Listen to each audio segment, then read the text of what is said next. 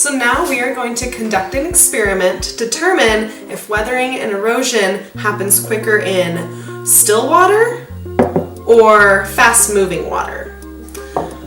I have labeled the jars as Fetcher Pond because that's still water, and Butcher Knife Creek as that's fast water, and these are places that are in town that you might be familiar with. So before we do this experiment, we need to collect our materials. So you'll need 2 jars, and you're going to label them just as I have, Fetcher Pond and Butcher Knife Creek. You'll need a lid for one of your jars, and you'll also need some water. Lastly, you'll need some candy. And so I am using a purple Skittle, a blue gummy bear, and a red Jolly Rancher. And I have 2 of each of these because I want to put the same candy in both jars. If you have only one type of candy, such as a candy cane, you want to split it in half so that one half can go in each jar. I want you to begin to hypothesize or guess what you think will happen after we run our experiment. Great, now let's get started.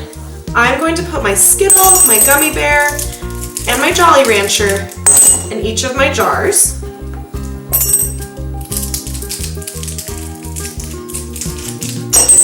And I'm going to fill the jars about halfway full with water. And I'm using the same amount of water as well as the same temperature. Next, this is my Fetcher Pond jar, so I'm just going to let it sit still for 5 minutes. My Butcher Knife Creek jar, on the other hand, I'm going to put the lid on so that no water escapes the jar. And I'm going to swirl it around, shake it up a little, and try to simulate a moving creek. And you can begin to make some observations and ask yourself what you think will happen during the course of this experiment. As scientists, we always want to be asking ourselves these questions. Alright, so I've been swirling my jar around for about 5 minutes, so I'm going to set it here.